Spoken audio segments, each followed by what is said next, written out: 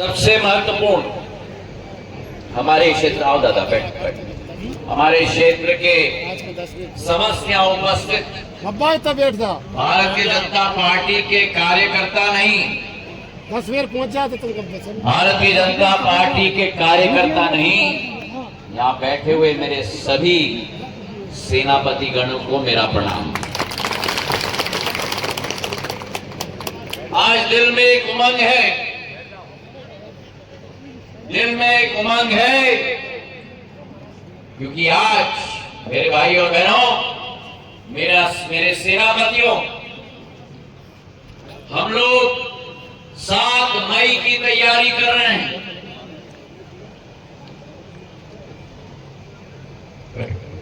7 मई को क्या होने वाला है?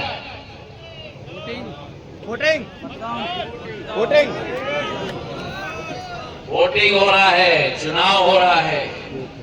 सरासर गलत।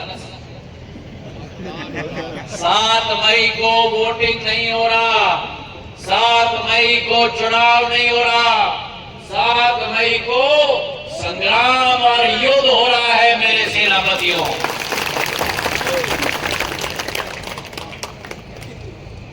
ये संग्राम और ये युद्ध भारतीय जनता पार्टी और कांग्रेस पार्टी के बीच में लड़ाई का चुनाव नहीं है।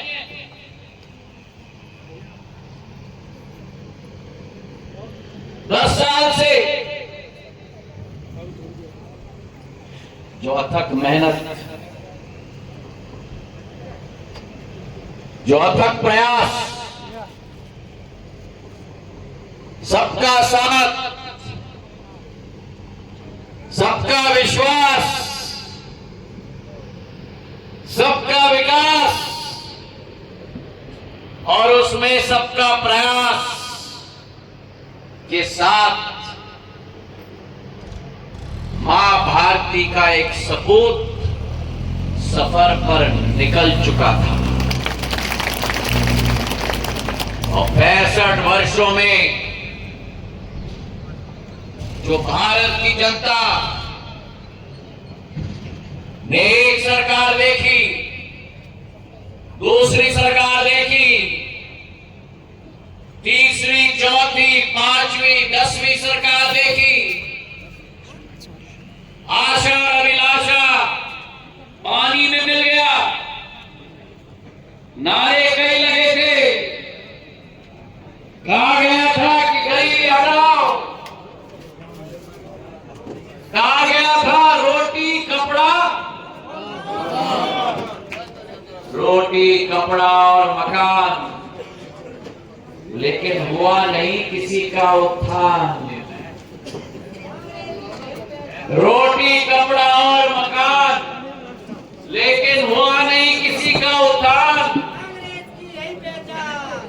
कांग्रेस की यही पहचान है। ताली बजा बैठो बैठो बैठो बैठो बैठो। किससे बोला कांग्रेस की यही पहचान? ताली की बजा दो। एक ही परिवार, एक ही नाम, एक ही पहचान। आज भारत माता का सपूत नरेंद्र मोदी जी के रूप में 140 करोड़ जन, चाहे युवा हो, महिला हो, किसान हो, एक गरीब हो, उनका मान सम्मान और पहचान बनाने का कार्य कर रहे हैं। एक सपूत निकल चुका है। भारत की जो हजारों साल पुरानी इतिहास, भारत की आशा, भारत की अभिलाषा, भारत की क्षमता,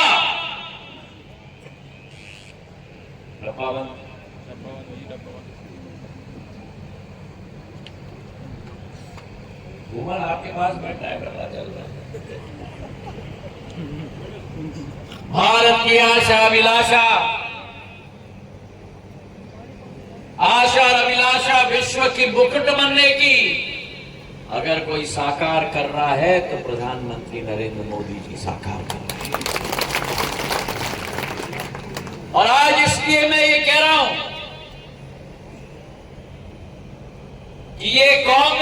बीजेपी के बीच का चुनाव नहीं है। मेरे सेनापतियों, आपके दाएं हाथ में भारत का तिरंगा है, आपके बाएं हाथ में भारतीय जनता पार्टी का कमल का फूल का निशान है। ये लड़ाई इन दोनों झंडों को बरकरार रखने की लड़ाई है मेरे भाइयों ने। तो कमर कस लो, कमर कस लो, गांठ बांध लो और तैयार हो जाओ संग्राम के लिए। मैंने निवेदन किया है अध्यक्ष जी से, हमारी परिभाषा भारतीय जनता पार्टी में पोलिंग बूथ की है।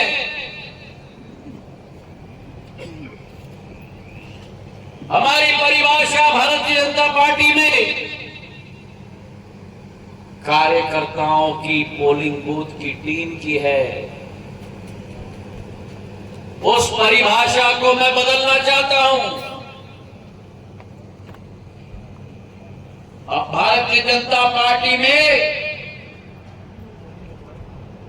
पोलिंग बूथ के कार्यकर्ता से आप पहचाने नहीं जाओगे।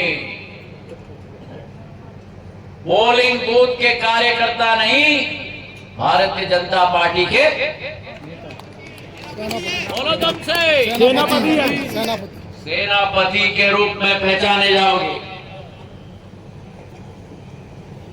और सेनापति कमांडर है, कमांडर है सेनापति। किस चीज का कमांडर है? बूथ का कमांडर है, ये कह रहे हैं। सरासर गलत। सेनापति बूथ का कमांडर नहीं है, सेनापति अपने किले का कमांडर है। तो ये ढाकोनी, ईसागढ़, नई सराय के मंडलों के पोलिंग बूथ नहीं रहे, ये आपके किले बन गए मेरे भाइयों ने। 154 किले बैठे हुए हैं यहां और 154 किले के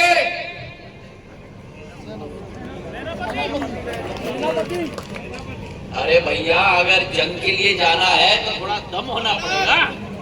बोलो, किले के किले के किले के किले के अभी भी पीछे के लाइन में सब लोग खामोश हैं। वहां भी पीछे की लाइन में वो बेचारा चिल्ला रहा है, जब से मैं आया हूं। चलो बोलो मेरे साथ, किले के सेनापति, किले के सेनापति, किले के सेनापति। हाँ, तो मेरे सेनापति तैयार है युद्ध के लिए। जिस प्रधान सेवक ने, जिस प्रधान रक्षक ने पिछले 10 साल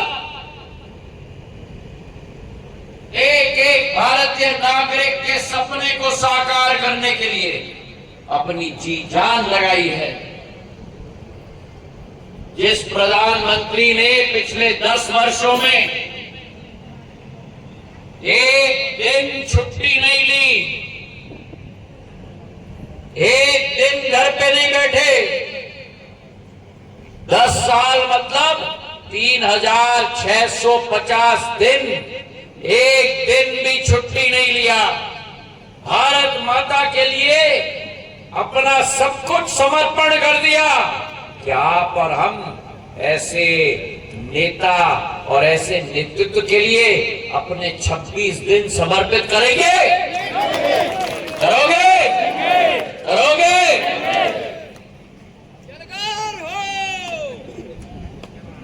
और जिस नेतृत्व ने एक एक गरीब की आशा और अभिलाषा पूरी की,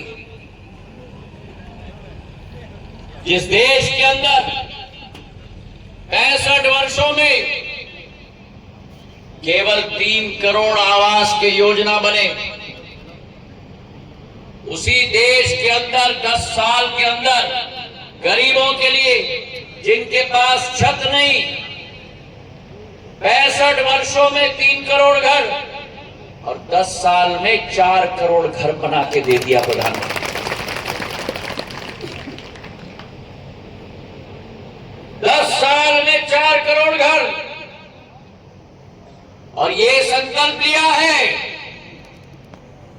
कि तीसरा टर्म, जहां 65 वर्षों में 3 करोड़, 10 साल में 4 करोड़, अगले 5 साल में 5 करोड़ घर बना के देंगे।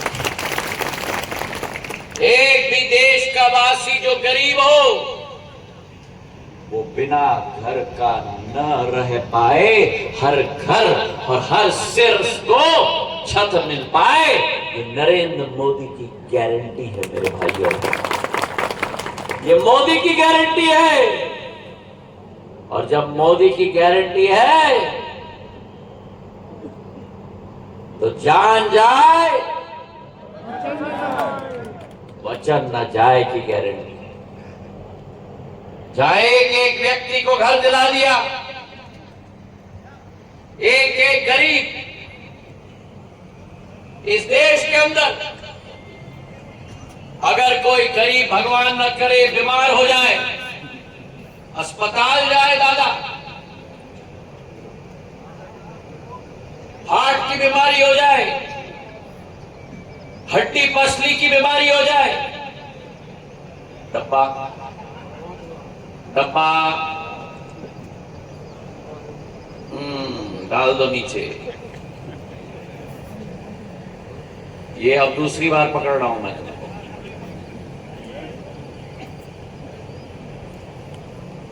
अगर बीमार हो जाए और अस्पताल में जाए और अस्पताल 4 लाख का बिल बनाए, तो दादा कहां से पैसे देंगे? किसी प्रधानमंत्री ने दादा के बारे में नहीं सोचा। अगर किसी प्रधानमंत्री ने सोचा तो केवल नरेंद्र मोदी जी ने दादा का आयुष्मान कार्ड बना के सोचा।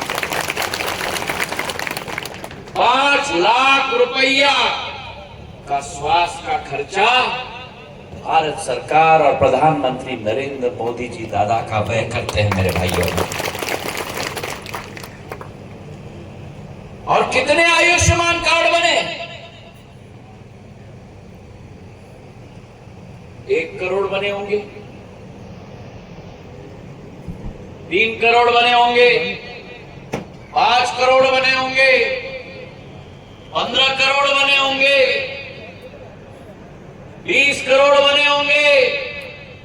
कितने आयुष्मान कार्ड बने?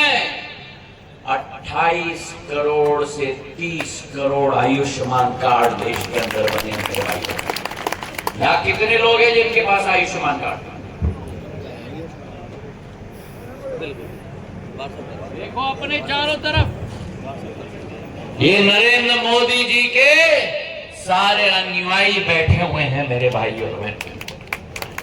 और कहना बहुत आसान है, 30 करोड़ कोई भी उड़ जाए कह दे 30 करोड़ हो गए, बन जाएंगे, बन जाएंगे, तुम्हारा भी बन जाएगा, उस पे भी मैं आ रहा हूं। बहुत आसान है कहने के लिए 30 करोड़ बन गए। 30 करोड़ मतलब क्या? 30 करोड़ मतलब क्या? 30 करोड़ मतलब अमेरिका जैसी देश की आबादी, 30 करोड़ मतलब अमेरिका जैसी देश की आबादी की संख्या, उतने ज्यादा आयुष्मान कार्ड आज भारत में बन चुके हैं मेरे भाई। और जो अभी दादा कह रहे थे, रामजी लाल जी कह रहे थे मेरा न बनो, बरौली में भी प्रधानमंत्री जी कैबिनेट मीटिंग में कहते हैं हम सबको, सारे मंत्रियों को, कि अब कोई नई योजना नहीं, जितनी योजना मैंने बनवाई है उन सबका 100% सैचुरेशन होना चाहिए। कोई भी रह ना जाए, कोई भी वंचित ना हो, कोई भी शोषित ना हो, कोई भी पीड़ित ना हो। हर व्यक्ति को हर योजना का लाभ देना हर मंत्रालय की संकल्प और प्रण होनी चाहिए मेरे भाइयों। तो जितने लोग बचे 100% सैचुरेशन होगा, आपका नाम और नंबर स्वयं ज्योतिरादित्य सिंधिया लिखेगा और आपको आयुष्मान कार्ड दिलवाएगा। लिख लो अमेश जी, इनके नाम और नंबर लिख लिया। चुनाव के बाद पहला आयुष्मान कार्ड मेरे द्वारा इनके हाथों में ही दिया जाएगा। रामजी लाल जी प्रजापति महामंत्री नहीं है, सेनापति है भैया। निकालो महामंत्री को अपने दिमाग से, निकालो अध्यक्ष, सेनापति, हाथ में मां भारती का झंडा और भारतीय जनता पार्टी का झंडा मेरे भाई और बहन। उज्ज्वला योजना मेरे माताओं के 11 करोड़ महिलाओं को आज उज्ज्वला की योजना दी गई है, जो अपने घर के अंदर चूल्हे को फूंकती थी, लकड़ी और कांडे के साथ फूंक फूंक कर आप और हमारे लिए खाना बनाती थी। आज उसी महिला को गैस का चूल्हा और सिलेंडर प्रधानमंत्री नरेंद्र मोदी जी के द्वारा दिया। और कोई जानता है क्यों? क्योंकि बचपन में प्रधानमंत्री जी जब अपने घर में थे, बचपन के समय में उन्होंने अपनी माता को देखा चूल्हे को फूंक फूंकते हुए, धुआं को निगलते हुए, और उसी समय उन्होंने संकल्प लिया कि अगर भगवान ने मुझे मौका दिया, मैं सभी माताओं की संकट का समाधान कर दूंगा मेरे भाइयों।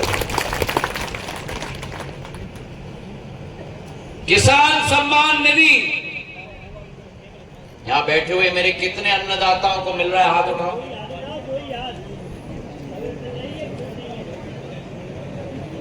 6,000 रुपया केंद्र से मिल रहा था, 6,000 रुपया। अगर 2020 में मैंने जोड़ी की सरकार न बदली होती, जो जोड़ी आपका पैसा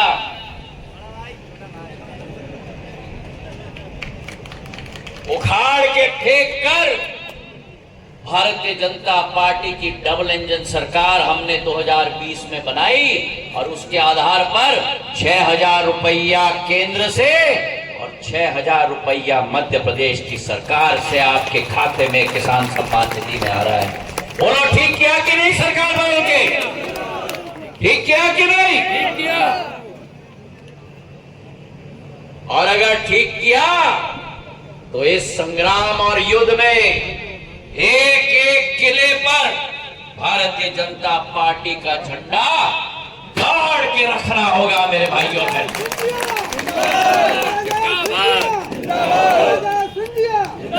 गाड़ के रखोगे? अभी मैं बोल रहा हूं, गाड़ के रखोगे? गाड़ के रखोगे? रखोगे? रखोगे? रखोगे?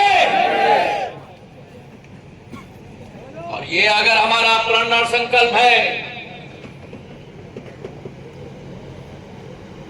प्रधानमंत्री जी ने वहां संकल्प ले लिया है, अब की बार, अब की बार, अब की बार, ये प्रधानमंत्री जी ने हमें निर्देश दे दिया है,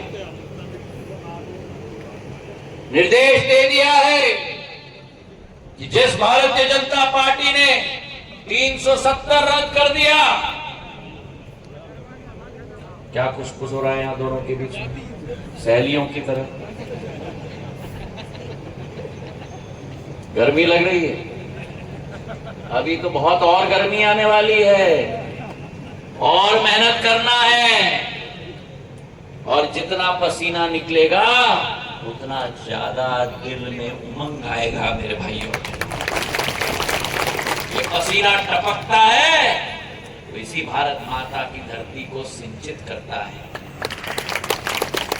पसीने टपकने में मजा आना चाहिए। हाँ, बिल्कुल आना चाहिए, बिल्कुल आना चाहिए। जो 370 कश्मीर से हटाया था, अब प्रजातंत्र के मंदिर में भारतीय जनता पार्टी के 370 सांसद भेजकर उसे गाड़ के हमें रखना है मेरे भाइयों। और जब कहा है आपकी बार 400 पार, तो हमारा और आपका लक्ष्य होना चाहिए कि 400 पार। प्रधानमंत्री जी ने केंद्र से कह दिया हमें अपनी जमीन देखनी है, और जमीन को मजबूत करके गाड़ के रखना है। तो हमारा नारा बनना चाहिए, मेरा बूथ मेरा बूथ मेरा बूथ मेरा बूथ। अब की बार मेरा बूथ 400 पार का नारा लगना चाहिए। अब की बार मेरा बूथ, अब की बार मेरा बूथ, अब की बार मेरा बूथ 400 पार। और अगर ये हमारा संकल्प है, अगर ये हमारा संकल्प है, एक एक योद्धा का संकल्प है,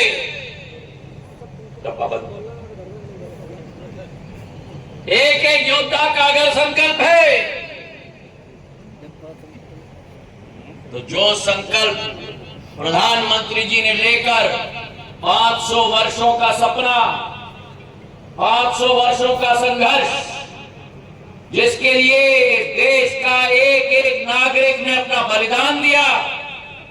मेरी आजी अम्मा राजमाता साहब ने मांग रखी कि राम मंदिर की स्थापना होनी चाहिए, उसके लिए संकल्प लेके संघर्ष किया। जो सपना हजारों लाखों करोड़ों लोगों का अगर किसी ने पूरा किया तो प्रधानमंत्री नरेंद्र मोदी जी ने पूरा किया। 22 जनवरी, आप और हम तो सौभाग्यशाली हैं। हमारे पहले इतनी पीढ़ियां आ गई, चली गई संघर्ष करते हुए। आप और हम सौभाग्यशाली हैं कि आप और हमारी पीढ़ी ने राम लल्ला की प्राण प्रतिष्ठा अयोध्या में देखी। मेरे भाई और बहनों, बोलो मेरे साथ, सियावर रामचंद्र की, सियावर रामचंद्र की। और जिस योद्धा ने उस सपने को पूरा किया है, भारत में आर्थिक प्रगति लाई है, भारत में आध्यात्मिक प्रगति लाई है, बद्रीनाथ से केदारनाथ तक, केदारनाथ से काशी विश्वनाथ तक, काशी विश्वनाथ से अयोध्या धाम तक, अयोध्या धाम से आपके और हमारे महाकाल लोक तक, महाकाल लोक से हमारे गुरुवायूर तक, गुरुवायूर से रंगनाथ स्वामी मंदिर तक, रंगनाथ स्वामी मंदिर से मदुराई तक, मदुराई से रामेश्वरम तक। अगर वो किसी ने संभव किया है, प्रधानमंत्री नरेंद्र मोदी ने संभव किया है मेरे भाइयों। तो आज भारत आर्थिक रूप से बढ़ रहा है, आज भारत आध्यात्मिक रूप से बढ़ रहा है। मुझे तो आश्चर्य हुआ, मुझे तो सौभाग्य नहीं मिला राम मंदिर के प्राण प्रतिष्ठा में उपस्थित होने के लिए। जैसे आप लोग अशोकनगर और मुंगावली और चंदेरी में मंदिर में बैठे हुए थे, मैं भी शिवपुरी के मंदिर में बैठा था। मुझे सौभाग्य नहीं मिला, पर मेरे बेटे को सौभाग्य मिला, निमंत्रण मिला राम मंदिर में जाने के लिए, वहां के प्राण प्रतिष्ठा के। आपके साथ में बैठा था, लेकिन मुझे आश्चर्य हुआ। मैंने तो ये सोचा था कि देश के केवल 140 करोड़ जनता एक साथ मिलकर टीवी पर बैठकर भगवान राम की गूंज लगाकर टीवी पर प्राण प्रतिष्ठा देखेंगे। लेकिन मुझे आश्चर्य हुआ, केवल भारत की 140 करोड़ जनता ने नहीं देखा, न्यूयॉर्क के टाइम स्क्वायर में, लंदन के ट्रफेलगर स्क्वायर में, पेरिस के शौज़ालीज़े में पूरा विश्व राममय हो गया था मेरे भाई और बहनों। बोलो सियावर रामचंद्र की। आज हम उस युग के चौखट पे हैं, राम राज्य के चौखट पर हैं, जब हर एक व्यक्ति को अपना हक और अधिकार प्रधानमंत्री के द्वारा दिया जाएगा मेरे भाई और बहन। और आज इसलिए मैं बार बार आपसे निवेदन कर रहा हूं कि ये चुनाव नहीं है हाथ के पंजे का और कमल के फूल का, ये संग्राम है भारत के अस्तित्व को विश्व पटल पर नक्षत्र की तरह उभारने का मेरे भाई और बहनों।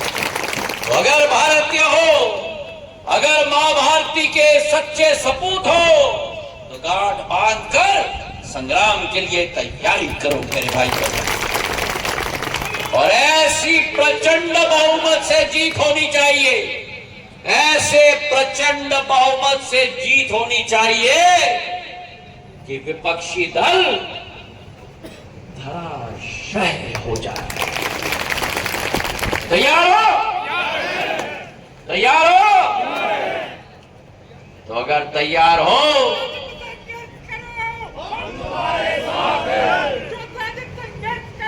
हम तुम्हारे साथ हैं। मैं उसी राजमाता विजय राजे सिंधिया का पोता हूं, जिस राजमाता ने राजपथ को छोड़कर लोकपथ को अपनाया था मेरे भाई और बहनों। जिस राजमाता ने अपना संपूर्ण जीवन मां भारती की सेवा के लिए समर्पित कर दी थी। जिस राजमाता ने राम मंदिर स्थापना करने के लिए एल.के. आडवाणी जी के साथ रथ यात्रा पे निकल चुकी थी। आज वही खून, वही चेहरा, वही एक आत्मा आपके सामने है, आपका परिवार का सदस्य आपके सामने है मेरे भाई और बहन। और ये विश्वास मैं आपको दिलाता हूं कि मेरे लिए मेरा एक एक सेनापति का मान, सम्मान और पहचान मेरी जीवन की सबसे महत्वपूर्ण लक्ष्य होगी मेरे भाई और बहन। अंग्रेजी में कहावत है, all for one and one for all, सभी एक के लिए और एक सभी के लिए।